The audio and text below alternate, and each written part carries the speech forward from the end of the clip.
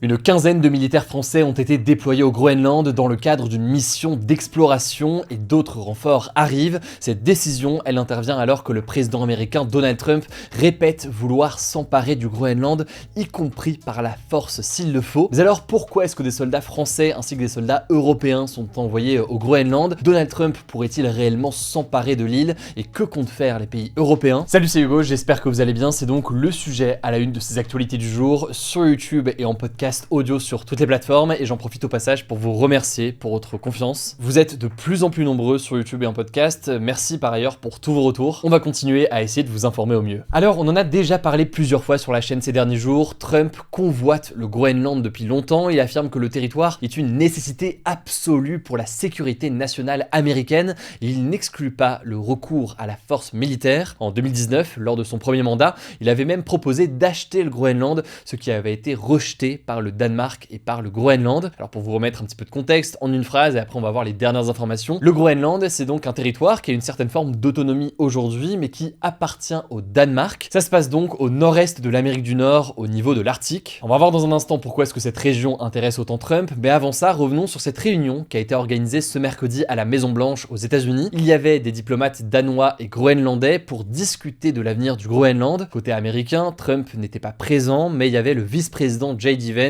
et le secrétaire d'État américain, donc le ministre des Affaires étrangères en quelque sorte, Marco Rubio, qui était présent. Alors à l'issue de cette réunion, clairement, il y avait une forme de confirmation de ce qui était craint, c'est-à-dire que le Danemark a déclaré que Trump, je cite, a le désir de conquérir le Groenland. Les représentants danois et du Groenland ont tenté pour autant de calmer le jeu, affirmant vouloir, je cite, maintenir une coopération respectueuse sur la sécurité en Arctique. Il y a aussi un groupe de travail qui a été créé avec à la fois les États-Unis, le Danemark et le Groenland. Alors on va parler de la question des soldats français dans un instant, mais déjà, pourquoi est-ce que Trump veut annexer le Groenland? En quelques mots, puisqu'on en a déjà parlé sur la chaîne, il y a plusieurs raisons qui sont avancées. Première raison, on en a parlé, l'enjeu de sécurité nationale selon lui. Cette idée donc de protéger les États-Unis et d'installer un bouclier antimissile sur l'île qui protégerait en fait une partie des États-Unis. Ce bouclier antimissile, en fait, ça ferait partie d'un projet plus large qui est porté par Donald Trump, qui est son dôme d'or, comme il l'a appelé. C'est inspiré en fait du dôme de fer d'Israël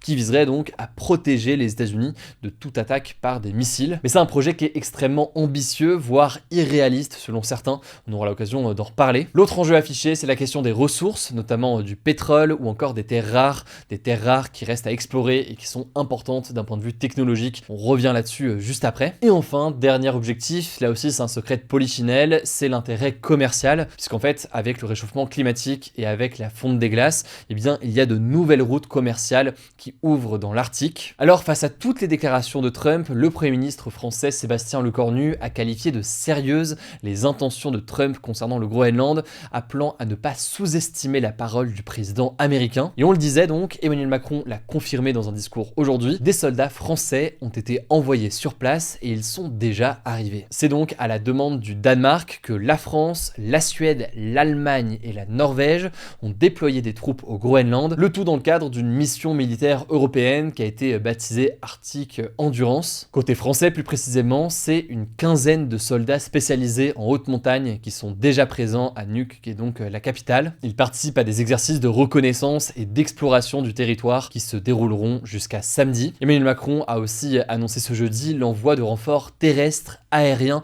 et maritimes dans les prochains jours au Groenland. Alors évidemment, c'est pas avec si peu de soldats qu'une île aussi immense peut être protégée, mais en réalité, l'objectif affiché, c'est surtout un objectif symbolique pour montrer et affirmer une présence européenne sur le sol en soutien donc à un autre pays européen, puisqu'on parle ici évidemment du Danemark. Et l'objectif est donc de montrer que les Européens sont prêts à défendre le Groenland. Et en soi, des exercices comme ça, c'est pas quelque chose de nouveau dans le cadre de l'OTAN d'ailleurs, il y en a par exemple régulièrement, mais là évidemment, c'est une réponse directe à Donald Trump, mais c'est finalement, et c'est là où c'est intéressant à analyser, une forme de double réponse. En effet, le président des États-Unis, il assure que le Groenland est aujourd'hui entouré de navires et de sous-marins russes et chinois. D'ailleurs, la Maison-Blanche a publié sur ses réseaux sociaux un dessin, un mème en fait, qui montre deux traîneaux tirés par des chiens, l'un qui mène vers les États-Unis, symbolisé par la Maison-Blanche, avec un ciel bleu, un grand soleil, etc. Et de l'autre, eh bien, la Chine et la Russie plongées dans les ténèbres. Le message, il est très clair, il est pour le Groenland.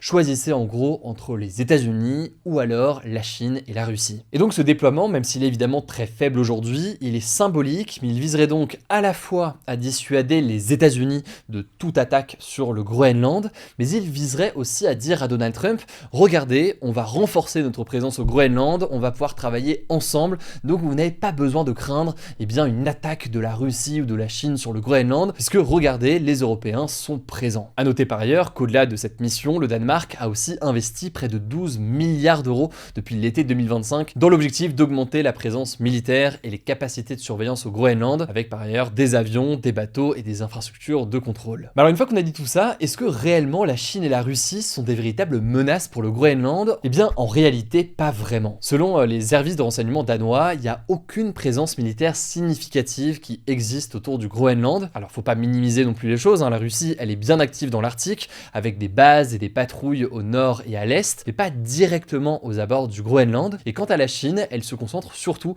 sur des projets économiques et scientifiques. Mais pour l'instant, même si évidemment il y a un intérêt important de la Chine pour l'Arctique, il n'y a pas de déploiement militaire majeur. Par ailleurs, aux États-Unis, il y a beaucoup d'élus qui estiment qu'une annexion du Groenland, évidemment ce serait un coup de force qui serait contraire au droit international, mais ce serait même pas forcément utile. En effet, on en a déjà parlé sur la chaîne, les États-Unis, ils ont une base militaire au Groenland. Par ailleurs, le Danemark et le Groenland ont déjà un accord en fait avec les États-Unis. Ils ont déjà déclaré être prêts à avoir une présence militaire américaine plus importante dans les prochains mois. Par ailleurs, en parallèle, au-delà de la question de l'armée, il y a des discussions sur une coopération en matière de terres rares qui est en cours. Bref, beaucoup estiment qu'en réalité, Trump, il peut déjà obtenir ce qu'il veut sans annexer le Groenland. Pour autant, on le disait donc, Trump ne semble pas avoir dit son dernier mot. D'ailleurs, ce mardi, le Premier ministre du Groenland déclarait qu'entre les États-Unis et le Danemark, son gouvernement choisirait le Danemark. Et Donald Trump avait réagi, estimant que, je cite, cela va être un gros problème pour lui. Deux dernières infos avant de faire un point sur le reste de l'actualité. Pour le rappel, le Danemark fait partie de l'OTAN. L'OTAN, c'est donc une alliance politico-militaire.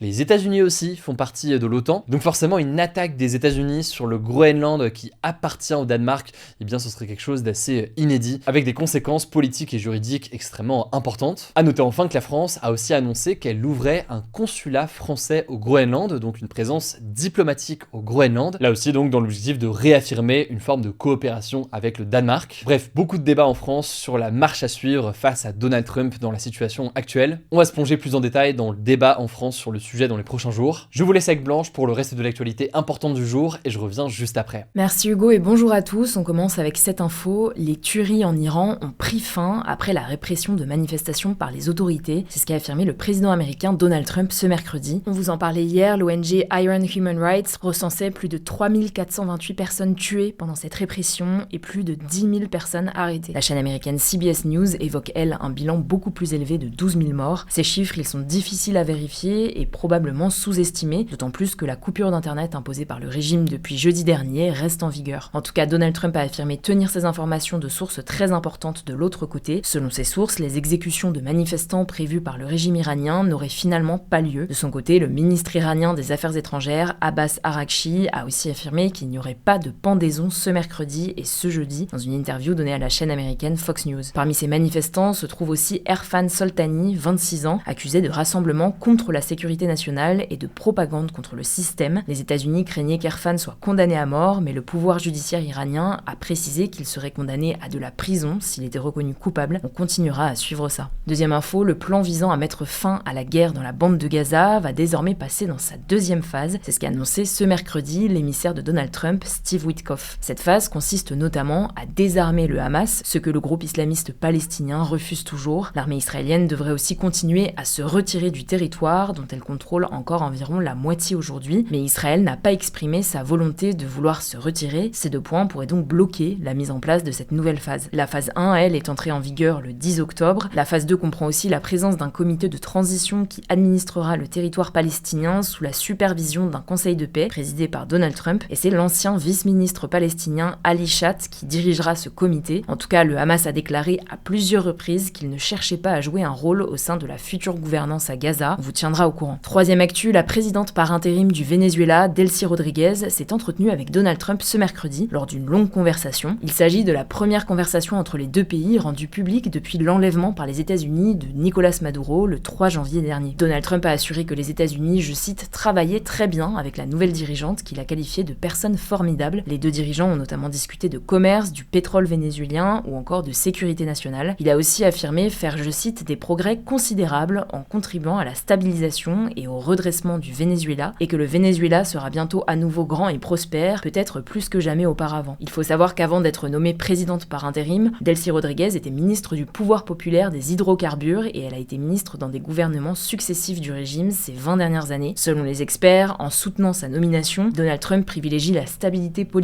du Venezuela plutôt que de soutenir une transition démocratique incarnée par l'opposition. Et justement, parallèlement, Donald Trump reçoit aussi ce jeudi l'opposante vénézuélienne Maria Corina Machado, qui a reçu le prix Nobel de la paix en décembre, notamment pour son combat face au régime de Nicolás Maduro. Quatrième info en France, les personnes obèses pourront bientôt se faire rembourser leurs consultations avec un diététicien, un psychologue ou encore pour de l'activité physique adaptée. Cette annonce, elle a été faite ce mercredi par le gouvernement qui a dévoilé sa feuille de route pour la prise en charge de l'obésité. Elle couvre la période 2026-2030. En France, l'obésité, notamment sévère, continue de progresser. Environ 18,1% des adultes français étaient en situation d'obésité en 2024. Ça représente 8 millions de personnes, dont 500 000 en situation d'obésité sévère. L'obésité augmente notamment le risque de maladies chroniques graves comme le diabète, les maladies cardiovasculaires ou certains cancers. L'objectif de cette feuille de route, c'est donc de mieux repérer et orienter les Français au risque d'obésité. La question du remboursement des médicaments n'a en revanche pas encore été tranchée. L'État et les laboratoires pharmaceutiques négocient toujours les tarifs des médicaments spécifiques et leur éventuelle prise en charge par l'assurance maladie. Cinquième info, la Cour de cassation, qui est la plus haute instance judiciaire en France, a mis fin au droit de correction parentale. Ce que ça signifie, c'est que la notion de droit de correction, donc les châtiments corporels comme les gifles ou les fessées, mais aussi les insultes, ne pourra plus être utilisée dans aucune affaire de violence parentale. On appelle ça la jurisprudence. Pour le contexte, en avril 2024, la Cour d'appel de Metz avait annulé la condamnation d'un père de famille pour des violences sur ses deux fils mineurs. Il était accusé d'avoir donné des fessées, des gifles ou encore de les avoir tirés par le col et de les avoir insultés entre 2016 et 2022. La Cour d'appel avait jugé qu'il existait, je cite, un droit de correction des parents dans la mesure où ces violences, je cite toujours, n'avaient pas causé un dommage à l'enfant, qu'elles restaient proportionnées au manquement commis et qu'elles ne présentaient pas de caractère humiliant. Mais cette décision vient donc d'être remise en cause par la Cour de cassation. Elle a affirmé dans un communiqué qu'il n'existe pas de droit de correction parentale dans la loi française, ni dans les textes internationaux, ni dans la jurisprudence moderne de la Cour. L'homme va donc à nouveau être jugé. Et on finit avec cette info, le taux d'intérêt du livret A va baisser au 1er février pour passer d'1,7% à 1,5%. C'est son taux le plus bas depuis 2022. La raison, c'est le ralentissement de l'inflation, donc l'augmentation générale des prix. Ce que ça veut dire concrètement, c'est que si vous avez 10 000 € sur votre livret A, il vous rapportera 150 € à la fin de l'année, et si vous atteignez son plafond qui est fixé à 22 950 €, il vous rapportera 345 € contre environ 390 jusqu'ici. À noter que le taux du livret A été divisé par 2 en un an. Il avait commencé l'année 2025 à 3% avant de baisser progressivement. En France, 57 millions de personnes détiennent un livret A, c'est le produit d'épargne le plus populaire, et d'ailleurs le livret A pourrait ne pas être le seul à subir une baisse. La Banque de France, qui assure la sécurité de la monnaie, envisage de passer le taux du LEP, réservé aux épargnants modestes, de 2,7% aujourd'hui à 2,5% le 1er février. Merci beaucoup Blanche, alors on va continuer à suivre l'évolution de la situation au Groenland directement sur Instagram. Vous le savez, le nom du compte c'est Hugo Décrypte, et puis si vous voulez écouter ce format en podcast audio sur toutes les plateformes, vous êtes de plus en plus nombreux, vous tapez Hugo Décrypte sur Spotify, Apple Podcast, Deezer, toutes les plateformes,